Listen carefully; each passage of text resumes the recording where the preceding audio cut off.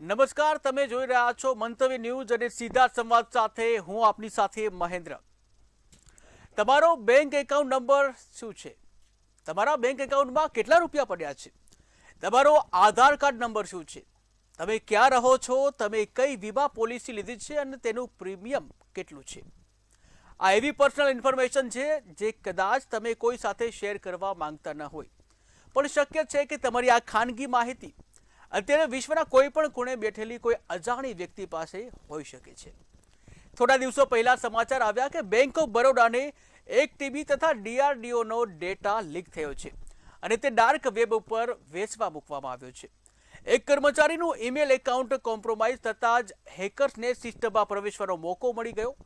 Dark web પર ગ્રાહકોની અંગત વિગતો, લોનના દસ્તાવેજો અને બેંકના આંતરિક ઓડિટ રિપોર્ટ્સ લીક થયાના દાવા જે ચિંતાનો માહોલ સર્જી રહ્યા છે। જો કે બેંકે ગ્રાહકોને આશ્વાસન આપતા સ્પષ્ટ કર્યું છે કે તેની કોર બેન્કિંગ સિસ્ટમ સંપૂર્ણપણે સુરક્ષિત છે અને ગ્રાહકોના નાણાં પણ સુરક્ષિત છે। પરંતુ આ ઘટનાએ ફરી સાબિત કર્યું છે કે ડિજિટલ યુગમાં માણસ પોતે જ સુરક્ષાની સૌથી નબળી કડી બની શકે છે। સાયબર નિષ્ણાંતોનું માનવું છે કે હવે મૂળ સિસ્ટમમાં પણ હુમલો કરવાને બદલે સોશિયલ એન્જિનિયરિંગ એટેક વધી રહ્યા છે। આવા સમયે ગ્રાહકોએ પણ અજાણ્યા ફોન કોલ્સ કે લિંક્સથી સાવધાન રહી અને પોતાની નાણાકીય સુરક્ષા સુનિશ્ચિત કરવાની જરૂર બની ગઈ છે। ત્યારે આજે જે બેંક ઓફ બરોડા છે અને આ સાથે જ DRDO છે તેની માહિતી લીક થઈ છે અને જે સામાન્ય નાગરિક માટે એક ખતરો બની શકે છે, કારણ કે તમારી એક ચૂક તમને નુકસાન પહોંચાડી શકે છે। ત્યારે આપણે આ જ મુદ્દે આજે ચર્ચા કરવી છે અને ચર્ચા માટે આપણી સાથે જોડાઈ ગયા છે પ્રાંત સચિવ ગ્રાહક પંચાયતના Abhay Shah, retired AGM Ramesh Choksi, cyber expert doctor Snehal વકીલના, સાયબર એડવોકેટ ચિંતન વિરાણી। આપ ચારેનું મંતવ્ય ન્યૂઝમાં સ્વાગત છે। શરૂઆત કરીશ અભયભાઈ આપનાથી કે જેવી રીતે જે બેંકનો ડેટા લીક થવાનો જે મામલો સામે આવ્યો છે ત્યારે ગ્રાહકની સુરક્ષાની દ્રષ્ટિએ આ કેટલું ગંભીર? 500% ગંભીર। કેમ કે દરેક લોકોનો ચિંતાનો વિષય છે લોકોનો પ્રાઇવસી ડેટા જે છે બેંક પાસે, KYC ડેટા, પ્રાઇવસી ડેટા બધો લીક થવાની બધાને બીક છે કે અમારો ડેટા ક્યાં જતો રહ્યો। બેંક એક બાજુ એવી જાહેરાત કરતી હોય છે કે અમારી સિસ્ટમ છે બહુ સુરક્ષિત છે, સ્ટ્રોંગ છે, તો આ વસ્તુ બની કેવી રીતના? અને બેંક ઓફ બરોડાની મોટી ભૂલ એ છે કે હજી સુધી કોઈ પ્રકારનું રિઝલ્ટ એને જાહેર કર્યું નથી। એવું કહે છે કે ફોરેન્સિક તપાસ ચાલુ છે, CID તપાસ ચાલુ છે, તો હજી સુધીમાં કોઈ રિઝલ્ટ ઠોસ કાર્યવાહી થઈ નથી, કોઈ બહાર આવ્યું નથી। જો કર્મચારીનું એકાઉન્ટ એનું જે કોમ્પ્રોમાઇઝ થયું, જે કઈ બી ડેટા લીક થયો, તો એના ઉપર શું એક્શન લેવાની બેંક તરફથી જાહેર નથી થયું। માત્ર પોતાના લુલાવ બચાવમાં લોકોને સમજાવવા માટે એવું કહે છે કે કસ્ટમરનો ડેટા સુરક્ષિત છે, તમને કઈ વાંધો નથી આવે એમ। માત્ર આ સિસ્ટમ જ અમારી આવું થયું છે તો બેંક ઓફ બરોડા કેવી રીતના વસ્તુ કરી શકે? કેમ હજી સુધી એનું રિઝલ્ટ જાહેર નથી થયું? જે આ ઘટનાને ઘણો બધો સમય વીતવા લાગ્યો છે। બિલકુલ રમેશભાઈ, આપણા પાસે આવીશ। આપ ખુદ એક રિટાયર્ડ AGM પણ છો, ત્યારે એક કર્મચારી અને એનો મેલ છે, ઈમેલ આવી રીતે હેક થાય છે, 1 TB જેટલો ડેટાની ચોરી થાય છે। શું આ બેન્કિંગ ઇન્ટરનલ સિક્યુરિટીની મોટી ચૂક છે? ઇન્ટરનલ સિક્યુરિટી ઇન્ટરનલ સિક્યુરિટી બેંકની ટાઈટ છે, પણ ફક્ત જ્યારે કોઈ પણ કર્મચારી પોતાની ફરજમાં દાખલ રહે ત્યારે આવી શરતછૂટ થતી હોય અને આ શરતછૂટની અંદર જાણે અજાણે એને લીધે બધા ડેટા કોઈક માણસ હેઠળ જે કહેવાય છે એ એની ઉપયોગ કરી શકે। આપણે સાદા શબ્દોમાં કહીએ તો મારા ઘરની અંદર કોઈક વસ્તુ પડી છે, એ ઘરનાને ખબર છે પણ ઘરના બહારના ખબર નથી, અને કેટલાક વ્યક્તિઓ એથિકલ આવે કે ભાઈ હું તમારા ઘરમાં આવું અને તમારા ઘરમાં આવીને મારે આટલું પૂછપરછ કરવી છે, એ તમારી પરમિશન સાથે કરે। અને કેટલાક લોકો તમારા ઘરમાં આવે, તમારી જાણ બહાર બધી જ વસ્તુની પૂછપરછ કર્યા વગર ત્યાં આગળ કયા ખૂણે શું મેલ્યું છે એ શોધી અને લઈ જાય, અને લઈ ગયા પછી બજારમાં વેચવા જાય, એ જ ફરીથી આ ડેટાની થાય છે। બિલકુલ સ્નેહલભાઈ, આપના પાસે આવ્યું। સ્નેહલભાઈ, આ પ્રકારની જે હેકર જે છે હેકિંગ કરતા હોય છે ત્યારે જે બેંક ઓફ બરોડામાં જે ઘટના બની, તો કેવી રીતે સમગ્ર આ ઘટના સામે આવી? વેલ સર, આમાં ઇનિશિયલ અગર આપણે વાત કરીએ ને તો એકચ્યુઅલી આપણે બહુ બેદરકારીથી આપણો જે ડેટા છે તે મિસયુઝ થવા દઈએ છે. સૌથી પહેલી વાત તો એ છે કે અત્યારે બેંક તો બરાબર છે, બેંકની એપ્સ હોય છે, ઘણી બધી કોઈ પણ એપ્સ તમે લઈ લો, તમે તમારા પ્લે સ્ટોરમાં જઈને નીચે there is an option which is tend to be about data safety. તો એ ડેટા સેફટી વાળા ઓપ્શનમાં તમે એક ફેરી જશો અને સી ડિટેલ્સ કરીને એક બીજો ફર્ધર ઓપ્શન હશે, એને તમે જોશો તો તમને ખ્યાલ આવશે કે બેન્કિંગ એપ હોય કે કોઈ પણ બીજી એપ્લિકેશન એ તમારા કેટલા બધા ડેટા લઈ રહી છે. Not only your phone, your SMS કે તમારો કેમેરા કે ગેલેરી, બટ યોર હેલ્થની જે બી આપણે એમ કહી શકીએ છીએ કે રેકોર્ડ્સ છે એ બધી વસ્તુ, પ્લસ યોર પોલિટિકલ ચોઇસીસ, આ બધા ડેટા, અને આપણે એમને એક્સેપ્ટ કરીએ છીએ, એમના જે બી ટર્મ્સ એન્ડ કન્ડિશન છે તે એક્સેપ્ટ કરીને પછી આપણે એપ યુઝ કરીએ છીએ. એટલે ઇટ ઇઝ અવર ફોલ્ટ કે આપણે જે આપણા પ્રાઇવેટ સેન્સિટિવ કોન્ફિડેન્શિયલ ડેટા આ લોકોને આપીએ છીએ અને કાલ ઉઠીને આ લોકોના સર્વર ઉપર જ્યારે હેકિંગ એટેક થાય છે ત્યારે પછી આપણા બધા ડેટા મિસયુઝ થઈ જાય છે. તો આ ફેક્ટ છે જે આપણે અત્યારે ફેસ કરી રહ્યા છે. જી બિલકુલ, પરંતુ આ પ્રકારની જે ઘટના જે આ બની, તો આ પ્રકારની ઘટના પાછળ કઈ ટેકનોલોજી કે કોઈ ગેંગ સક્રિય હોય છે? ફ્રેન્કલી આમાં ઘણી બધી વસ્તુ છે કે જેમાં બેન્કિંગથી લઈને હરેક સેક્ટરને ધ્યાન રાખવું જોઈએ. એમાં સૌથી ઇમ્પોર્ટન્ટ વસ્તુ છે ધેટ ઇઝ યોર ડેટા લોકલાઇઝેશન. ઘણી બધી ફેરી આપણે ડિપેન્ડન્ટ હોઈએ છીએ ચાઇનીઝ સર્વર ઉપર કે કોઈ અલગ અલગ જગ્યાના સર્વર ઉપર. કદાચ ઇન્ટરનેશનલ બાઉન્ડ્રીઝની પાર જ્યારે આ સર્વર હોય છે ત્યારે ઘણી બધી ફેરી તો એ લોકો સામેથી પૈસા લઈને સર્વરમાં સેવ થયેલા જે આપણા રેકોર્ડ છે, આપણા જે ડેટા છે એ સેલ કરે છે. તમે સીસીટીવીના કેસીસ જોશો તો જે બી લોકો ક્લાઉડમાં પોતાના ડેટા સેવ કરે છે, તો અત્યારે આ બહુ મોટો કૌભાંડ આપણે જોયો હતો, જે રાજકોટ સીસીટીવી કેમેરા તરીકે આપણે જોયો હતો. એવી રીતના બધા સર્વરના ડેટા એ લોકો સામેથી પૈસા આપીને એ શેર કરતા હોય છે. બટ તમને એ વસ્તુ ટ્રેક કરવું સાચે ચેલેન્જિંગ હોય છે કે કોણે કર્યું, કારણ કે હશે કંપની અને કંપનીનો કોઈ એક વ્યક્તિ હશે કે જે બેકડોરથી એ ડેટા સેલ કરશે. તો ડાયરેક્ટલી ઇનડાયરેક્ટલી આપણા જે બી ડેટા છે તે આપણા ઇન્ડિયન બોર્ડરની અંદર જ હોવા જોઈએ. જે આપણું હમણાં digital personal data protection act છે તેમાં એક બહુ મહત્વપૂર્ણ સેક્શન તરીકે એ વસ્તુ આવશે.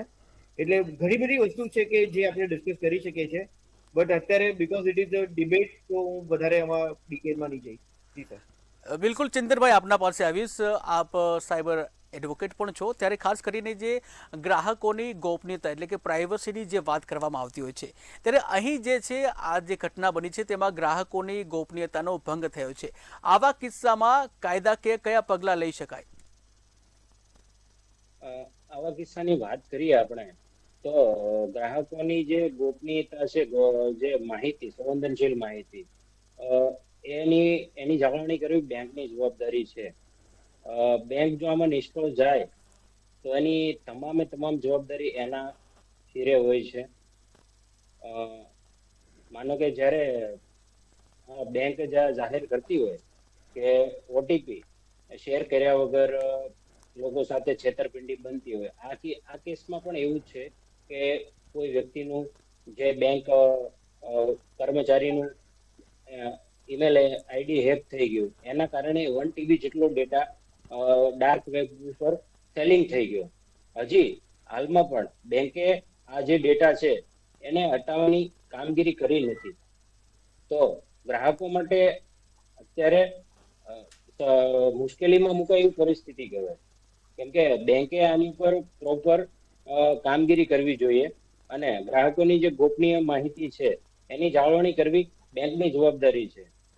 રિઝર્વ બેંક ઓફ ઇન્ડિયાની ગાઈડલાઈન પ્રમાણે જે ગ્રાહકોની જે સંવેદનશીલ માહિતી છે એની જાળવણી કરવી બેંકની જવાબદારીમાં જ છે. બિલકુલ, બેંકની જવાબદારી તો છે જ. આ સાથે જ આ પ્રકારની જે ઘટના છે એમાં બેંક કે પછી જવાબદાર જે અધિકારી છે તેના ઉપર આઈટી એક્ટ મુજબ પણ કાર્યવાહી થતી હોય છે, તો કઈ કલમ હેઠળ અને કેવા પ્રકારની કાર્યવાહી આઈટી એક્ટ મુજબ પણ થઈ શકે? આઈટી એક્ટ મુજબ કાર્યવાહીની વાત કરીએ તો જવાબદાર વ્યક્તિ દ્વારા કોઈ ખામી રહી ગઈ હોય તો એ જવાબદાર જો બને તપાસમાં તો એની વિરુદ્ધ કાર્યવાહી કરી શકાય. બિલકુલ કાર્યવાહી કરી શકાય. ત્યારે અભયભાઈ આપના પાસે આવીશ કે આજે સમગ્ર સ્થિતિ જે ઊભી થઈ છે તેમાં એક સામાન્ય જે નાગરિક છે તેને કેવા પ્રકારની માનસિક તકલીફો પડી શકે, કારણ કે ડેટા ચોરી થાય છે અને ચિંતામાં પણ હોય છે ગ્રાહક કે તેના રૂપિયા છે ક્યાંક ગાયબ ના થઈ જાય. આની માટે રાજકોટ સાક્ષી છે કે અગાઉ આધાર કાર્ડમાં ફિંગરપ્રિન્ટની મદદથી એના રૂપિયા જતા રહ્યા હતા. તો લોકોમાં ચિંતા એક જ હોય છે કે બેંકમાં અમારા પૈસા છે એ સુરક્ષિત હોય છે, તો જો આવી રીતના ડેટા એક્સેસ થાય કે કર્મચારીનું ઈમેલ આઈડી જે કોમ્પ્રોમાઇઝ થયું તો સૌથી પહેલાથી કર્મચારીની તપાસ કરવાની જરૂર છે કે ભાઈ એને કયા કયા એક્સેસ હતા, એને શું કેવી રીતનું આ થયું. બીજા નંબરમાં લોકોમાં એક જ ચિંતા છે કે આપણો ડેટા બીજા આગળ ગયો તો સાયબર ઠગ શું કરે છે, એના ડેટાનો ગેરઉપયોગ કરી એ જ વ્યક્તિને મેસેજ મોકલવામાં છે તમારે આ ડિટેલ અમારી પાસે છે, તમારું ખાતું અહીંયા છે, તમારા પૈસા આટલા છે, તો તમારી ઉપર અમે આવી કાર્યવાહી કરશું, આ કાર્યવાહી કરશું. આવું ઘણું બધું સાયબર ક્રાઇમમાં રોજ અનેક કિસ્સાઓ બને છે અને ફરિયાદ નોંધાય છે અને ઘણી જગ્યા પકડે છે. જે હાલમાં રાજકોટમાં અત્યારે 3 નાઇજીરિયાના આફ્રિકન 3 યુવકોને પકડવામાં આવેલા છે અને એની ઉપર તપાસ ચાલુ છે કે જેમાં આવું બધું કરવામાં આવી રહ્યું છે. તો લોકોને એક જ વસ્તુ છે કે મારો ડેટાનું સુરક્ષિત કઈ રીતે કઈ જગ્યાએ રાખવાનું. કોઈ સિસ્ટમ આ મેન્ટેન નથી થતી તો લોકો ક્યાં જશે? બેંક પાસે કે પોલીસ પાસે કે સરકાર પાસે? માત્ર મોટી મોટી જાહેરાત કરી દેવાથી સમસ્યાનું સમાધાન નથી થતું કે સુરક્ષાના બણગા ફૂંકવાથી એવું નથી થતું. બેંક ઓફ બરોડા ચાર્જ લેવામાં બાકી નથી રાખતી. ઇન્ટરનેટ બેન્કિંગમાં અલગ અલગ પ્રકારની ઘણી બધી સિક્યુરિટી સિસ્ટમ મૂકી છે કે એપ્લિકન્ટ કસ્ટમર જે લોગિન કરે એના એકાઉન્ટમાં તો યુઝર પાસવર્ડ ઓટીપી બધું આવ્યા પછી જ લોગિન થાય છે. તો પોતાની સુરક્ષાને કેમ ન જાળવી, કેમ આ વસ્તુ બની ગઈ અને એ હજી સુધી કોઈ ડેટા કેમ બહાર નથી લઈ આવતા? કેટલા રૂપિયાનું નુકસાન થયું હતી? ઓન પેપર 720 કરોડની વાત જે તે ટાઈમે ડિક્લેર થઈ, તો ઓથેન્ટિક શું? તો બેંકના ભૂલને કારણે બધા લોકોની ચિંતા એક જ છે કે અમારા ડેટાનું શું. પૈસા તો વાંધો નથી પણ ડેટાનું શું? આટલો બધો ડેટા લીક થવો એ નાની માનો ખેલ નથી. બિલકુલ અનેક જોખમો પણ ઊભા થઈ શકતા હોય છે. ત્યારે જે કહી શકાય કે રમેશભાઈ આપણા પાસે આવીશ. રમેશભાઈ, ખાસ કરીને શેર ડ્રાઈવ કે પછી ગૂગલ ડ્રાઈવ પર ગ્રાહકના કેવાયસી અને સેન્સિટિવ દસ્તાવેજો રાખવા કેટલું યોગ્ય? ઈઝી છે પણ એના માટે પ્રોટેક્શન પણ એટલું જ જરૂરી છે. Self protection is most important. પરંતુ એ તો બહુ મોટી ચૂક થઈ છે. અંદર કોઈ પણ ઇન્ફોર્મેશન આધાર કાર્ડ નંબરથી મળે, પાન કાર્ડ ઉપરથી નંબર, એકાઉન્ટ ઉપરથી નંબર મળે. એટલે આ બધી જ વસ્તુ જે છે ઘણીવાર આપણે નોઇનલી અનનોઇનલી બધા ડેટા આપણા મોબાઈલમાં રાખીએ છીએ અને જ્યારે મોબાઈલ કોઈ ડુપ્લિકેટ અથવા ફ્રોડ્યુલન્ટ એપ દ્વારા હાઈજેક થઈ જાય છે તો આ બધા જ પાસવર્ડ બધી જ ડિટેલ જતી રહે છે, જેનાથી હેકર્સને સિસ્ટમમાં એન્ટ્રી લેવાને સરળતા રહે છે અને એક વાર સરળતા મળે એટલે બધા જ ડેટા શેર કરી શકે એવી પરિસ્થિતિ ઊભી થાય છે. એટલે દરેક વ્યક્તિ પોતાની ઇન્ફોર્મેશન પાસવર્ડ છે તે ગુપ્ત રાખવું એ જરૂરી છે. બિલકુલ ગુપ્ત રાખવી જોઈએ, પરંતુ ખાસ કરીને જે આ પ્રકારની જે બેદરકારી આવે ત્યારે લઈને લાખો જે ગ્રાહકો છે તેને પણ નુકસાન થવાની શક્યતા છે. રમેશભાઈ, શક્યતા ખરી પણ આની અંદર ટ્રાન્ઝેક્શન થતા નથી. પણ જે ટ્રાન્ઝેક્શન નથી થતા પરંતુ અન્ય જે માહિતી છે, પોલિસીની માહિતી છે, તેઓના એડ્રેસ છે, અનેક માહિતીઓ છે, એવા લોકોને એનો એડવાન્ટેજ મળે છે કે દાખલા તમારી પોલિસી આ તારીખે ડ્યુ થાય છે, અમે તમને પાસવર્ડ આપીએ, તમે પાસવર્ડ આપો અમને અથવા ઓટીપી આપો તો તમારા પૈસા તમને તાત્કાલિક મળી રહે એવી વ્યવસ્થા કરીએ. એટલે આ બધી ઇન્ફોર્મેશન જે છે એની અંદર જે લોકો લાલચમાં આવે છે અથવા ગભરાટમાં આવે છે એ લોકોને સૌથી વધારે નુકસાન થાય છે.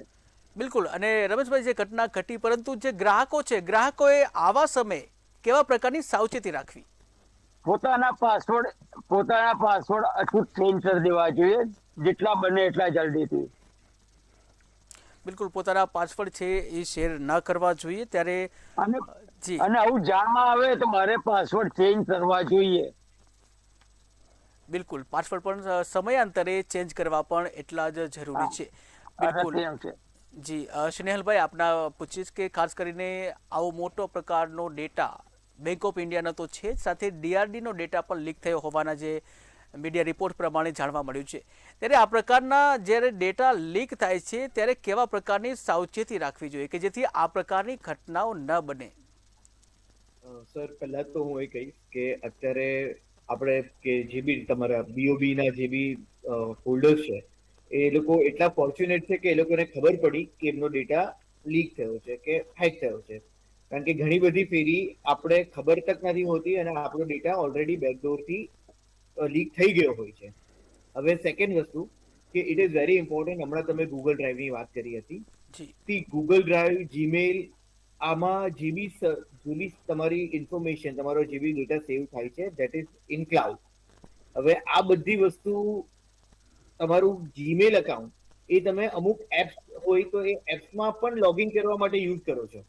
કોઈ ગેમ્સ હોય, કોઈ કઈ બી એન નંબર ઓફ વસ્તુ છે કે જેમાં લોગિન કરવા માટે તમને તમારું જીમેલ અકાઉન્ટની પરમિશન આપવી પડે છે ને તમે એટલે એ બધો એક્સેસ તમે થર્ડ પર્સનને આપો છો, ડેવલપર્સને.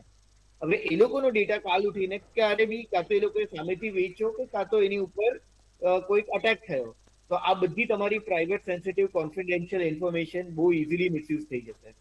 આ ઉપરાંત અગર આપણે ખબર પડી કે આપણે ઓલરેડી વિક્ટિમ થઈ ગયા છે તો પહેલા તો એ સારી વાત છે કે આપણે ખબર પડી. So it is very important કે there are an number of things. એમાં સૌથી પહેલી વસ્તુ એ છે કે મલ્ટી ફેક્ટર ઓથેન્ટિકેશન. હું ખાલી 2 ફેક્ટર ઓથેન્ટિકેશનની વાત નહીં કહીશ, પણ ઇવન મેલથી લઈને જેટલા પણ અવેલેબલ ઓપ્શન હોય તમારા ઓથેન્ટિકેશન માટે, તમારા એન્ટ્રી માટે, ખાલી પાસવર્ડ પર ડિપેન્ડન્ટ નહીં રહો. ક્યારે બી કોઈ વ્યક્તિ જે તમને હેક કરવા માટે કોઈ બી પ્રયાસ કરતો હોય છે એને ક્યારે બી તમારી પાસે પાસવર્ડ નથી માંગ્યો, એ તો એની પાસે છે જ. સો ઇટ ઇઝ વેરી ઇમ્પોર્ટન્ટ કે એ જે પાસવર્ડ છે એ તમે ટાઈમલી અપડેટેડ રાખો, ચેન્જ કર્યા કરો, but always have multi factor authentication. ખાલી નોટ ટુ સ્ટેપ વેરિફિકેશન પર ડિપેન્ડન્ટ રહો, મલ્ટી સ્ટેપ વેરિફિકેશનમાં તમે પોતાની જાતને બિલકુલથી ઇન્વોલ્વ રાખો હરેક અકાઉન્ટ માટે. બિલકુલ. અને સ્નેહલભાઈ, એવું પણ થાય છે કે કેટલીક ઓટોમેટિકલી જે પ્રાઇવસી જે છે એ પણ થવી જોઈએ, ખાસ કરીને જે લોકેશન જે છે ટ્રેસ થતું હોય છે ત્યારે, ખાસ કરીને જ્યારે લોગિન ભારતમાં કરતા હોય અને પછી જો લોકેશન એ છેક અમેરિકા બતાવતું હોય તો પછી ઓટોમેટિકલી ડિનાય થાય એવી કોઈ સિસ્ટમ આમાં ના હોવી જોઈએ કે જેથી જે પ્રાઇવસી વધુ મજબૂત થાય? કારણ કે 1 કલાકમાં અહીંયાથી અમેરિકા તો ન જઈ શકાય. સર, આમાં પ્રાઇવસી મજબૂત કરવા માટેની વસ્તુમાં આપણે જેટલું નહીં પડીએ એટલું સારું છે. કારણ કે પ્રિવસી, જ્યારે તમે કોઈ એપને ઇન્સ્ટોલ કરો છો, કોઈ જગ્યાએ તમે જાઓ, તમે ખાલી કોઈ એક લિંકને ક્લિક કરશો ને તો બી તમારું લોકેશન ચાલ્યું જશે. કારણ કે લિંક ક્લિક કરતા જ એ આઈપી જે છે તમારો, તેના થ્રુ જ તમારું કોઈ વેબ પેજ ખુલશે. એટલે ધેટ ઇઝ યોર લોકેશન. ગૂગલમાં બી અગર તમે ટર્ન ઓફ કરો છો લોકેશન તો ઇટ ઇઝ ફોર યુ, કે ફ્યુચરમાં તમે એ લોકેશન જોઈ નહીં શકો. બાકી ગૂગલ તો ટ્રેક કરે જ છે. તમે જેમ મેં હમણાં જ કીધું કે સી ડિટેલ્સ કરીને ડેટા સેફટીમાં જઈને જોશો તો તમને ખબર પડશે કે ગૂગલ શું શું લે છે અને લઈ રહ્યું છે કન્ટિન્યુઅસલી. બટ ઇમ્પોર્ટન્ટ વસ્તુ એ છે કે આપણે જ્યાં જ્યાં મિનિમલ વસ્તુ એ લોકોની સાથે શેર કરી શકીએ, પોતાને અપડેટેડ રાખીએ, એ વસ્તુ ખૂબ જ જરૂરી છે સર. જી બિલકુલ. ચિંતનભાઈ, આપણા પાસે આવીશ કે દેશમાં જે નવો એક્ટ જે છે digital personal data protection act, તો આવી ઘટનાઓમાં કેટલો મોટો દંડ અને જવાબદારી નક્કી કરાય છે? ડિજિટલ ડેટા પર્સનલ ની તો વાત કરીએ, એમાં તો જરાક પેલું ચર્ચા વિચારણા લેવા ઉપર છે. પણ જો આઈટી એક્ટ ની વાત કરીએ ને, આઈટી એક્ટ 2000 ની, તો એમાં 66C આઈડેન્ટિફાઈડ થેફ્ટ, એમાં કઈ 3 લાખ અને 3 વર્ષની સજાની જોગવાઈ છે ને 1 લાખ રૂપિયા દંડ છે. અને આઈટી એક્ટ ની 66D કલમ છે જે પરરૂપ ધારણ કરીને છેતરપિંડી કરવામાં આવે. તો આ સેક્શન ની અંદર 3 વર્ષની કેદ અને 3 વર્ષની કેદ અને 1 લાખ રૂપિયા સુધીના દંડની જોગવાઈ છે. બિલકુલ. અને ખાસ કરીને આવા પ્રકારની જ્યારે ઘટનાઓ બની છે તો એવી પ્રકારની ઘટનાઓ અટકાવવા માટે કેવા પ્રકારના જે કડક નિયંત્રણો લાવવાની જરૂર છે? ચિંતનભાઈ. બેન્કિંગ સર્વર પર એટેક થાય એ માટે બેંકને પણ જરૂરી જે છે સાવચેતી રાખવી જોઈએ. સમયાંતરે એમની સિક્યુરિટી ના જે લેવલો છે એ ચેકિંગ થવા જોઈએ. ઘણી બેંકો છે, કોઓપરેટિવ સંસ્થાઓ છે, એ લોકો પાસે આવી કોઈ સિક્યુરિટી પ્રોવાઈડર નથી. ઘણી વખત ચર્ચા કરતા હોઈએ છે તો એ લોકો કહે છે અમારી પાસે આવી કોઈ વ્યવસ્થા નથી, તો એ માટે નિયમન કરવું જોઈએ એ લોકોને.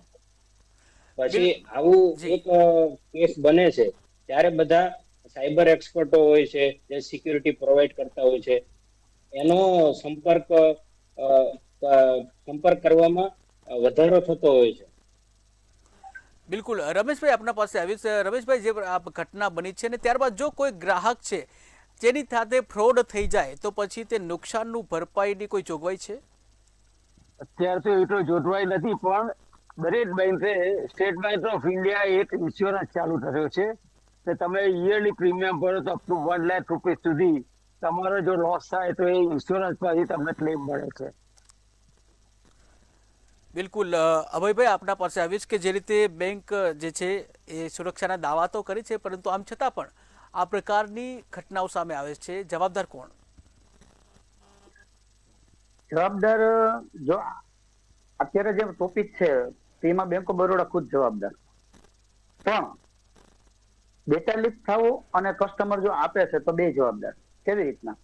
અત્યારે જે ઈમેલ આઈડી કોમ્પ્રોમાઇઝ થયું એ જે એમ્પ્લોય નું થયું છે તેનું એક્સેસ કેટલું હતું એ બેંક ઓફ બરોડા એકને જ ખબર છે, બીજાને કોઈને ખબર નથી. એ માહિતી એ લોકો બહાર આવવા દીધી જ નથી. માત્ર પબ્લિક નો હોબાળો ન મચે એના માટે થઈને બેંક ઓફ બરોડા એવું કહે છે કે અમારી આટલી સિસ્ટમ સુરક્ષિત છે અને આટલીમાં જ વાંધો આવ્યો છે. હોશિયાર છે બેંક ઓફ બરોડા. પણ કસ્ટમરની જયારે વાત આવે છે તો કસ્ટમર પોતે જ સાયબર ક્રાઇમ નો ભોગ બને છે. હું અખિલ ભારતીય ગ્રાહક પંચાયતમાંથી છું, મારી પાસે સાયબર ક્રાઇમના રોજબરોજના 2 થી 3 કેસ આવે છે. અને જયારે જોઈ ત્યાં ખબર પડે કે વ્યક્તિ સામે ચાલીને પોતાની જ વરમાળા ગળામાં પહેરે છે અને સાયબર ક્રાઇમનો ભોગ બને અલગ અલગ રીતે. બેન્કિંગ માંથી ફોન આવે છે કે તમારો આ એકાઉન્ટમાં આટલા બેલેન્સ છે, આમ છે તેમ છે, એની વિશ્વાસ આવી અને ડિટેલ આપે છે અને પછી બેંક એવું કે અમે ફોન એવો નથી કરાયો. સીધું ઉદાહરણ 2 જ મિનિટમાં આપી દો, પછી મારી વાત પૂરી કરું. SBI માં રાજકોટનો કસ્ટમર પોતાનું ક્રેડિટ કાર્ડ બંધ કરાવવા જાય છે 12 વાગે, 3 વાગે વેરિફિકેશનનો કોલ આવે છે, વ્યક્તિ ફોન મૂકી દે છે અને એના ખાતામાંથી 99,000 રૂપિયા ઉપડી જાય છે. સાહેબ, બહુ મોટો ગંભીર પ્રશ્ન છે. સાયબર ક્રાઇમના આરોપી સુધી પહોંચ્યા, આરોપી પકડ્યો નહીં. આરોપી મેં શોધીને આપ્યો કે આરોપીનો આઈ કાર્ડ, એનું ઘરનો ફોટો બધું જ આપ્યું છતાં આરોપી ન પકડાણો. તો પ્રશ્ન એ છે કે કદાચ હું ઓનલાઈન ક્રેડિટ કાર્ડ ખાલી સર્ચ કરું છું તો મને 10 બીજા દિવસે બેંકોના ફોન શરૂ થઈ જાય કે તમારી અમે બિહારમાંથી વાત કરી છે, તમે ક્રેડિટ કાર્ડની ઇન્કવાયરી કરી, બોલો શું જોઈએ છે, શું જોઈએ છે. મેં એજન્સીને પૂછ્યું હતું કે તમે બિહારમાંથી બોલો છો, તમારી એજન્સીનું નામ આપો. તો કે એને ના પાડી, હું કોઈ પ્રકારની અમારી ડિટેલ જાહેર નહીં કરું, અમે માત્ર આઈસીઆઈસીઆઈ લોમ્બાર્ડના બિહારમાંથી વાત કરીએ છીએ. તો સાહેબ, બેન્કિંગ સિસ્ટમ સુરક્ષિત નથી. બેન્કિંગ ખુદ અમારો ગ્રાહકનો ડેટા ડિક્લેર કરે છે. હું ક્રેડિટ કાર્ડની ઇન્કવાયરી કરીશ, બીજા દિવસે મને ક્રેડિટ કાર્ડની એજન્સી અલગ અલગ માંથી ફોન આવશે કે તમે આ બેંકમાંથી વાત કરું છું અને અમારા તમારે ક્રેડિટ કાર્ડ જોઈએ છે. તો હું કરું છું ઓફિશિયલ વેબસાઇટમાં ઇન્કવાયરી, મને ફોન આવે છે થર્ડ પાર્ટી એજન્સીમાંથી. મતલબ કે કોઈ પણ બેંક, આપણી ભારત દેશની દરેક બેંકમાં આ તકલીફ છે કે ગ્રાહકનો ડેટા એટલી વારમાં કેવી રીતના ત્યાં પહોંચ્યો. બિલકુલ બિલકુલ. તો સમયનો અભાવ છે. અભયભાઈ, રમેશભાઈ, સ્નેહલભાઈ, ચિંતનભાઈ, આપ ચારે અમારી સાથે જોડાયા. આપ ચારેનો આભાર. તો દર્શક મિત્રો, આ સમગ્ર ઘટના દર્શાવે છે કે સાયબર હુમલાખોરો હવે સીધા સર્વર પર હુમલો કરવાને બદલે નાની નાની ભૂલો કે માનવ સહજ અજ્ઞાનતાનો ફાયદો ઉઠાવી રહ્યા છે. ભલે બેંકે કોર સિસ્ટમ સુરક્ષિત હોવાનો દાવો કર્યો, પરંતુ ગ્રાહકો માટે હવે જાગૃત થવાનો સમય આવી ગયો છે. આપણી એક નાની અસાવધાની મોટી આર્થિક પાયમાલી નોંધી શકે છે અને તેથી જ બેન્કિંગ વિગતોની ગુપ્તતા જાળવવી અને સાયબર સુરક્ષાના નિયમોનો અક્ષરશઃ પાલન કરવું એ જ આપણી સૌથી મોટી સુરક્ષા છે. સીધા સંવાદમાં આજ બસ આટલું જ. વધુ નવા ટોપિક સાથે ફરી મળીશું. મને રજા આપશો. નમસ્કાર.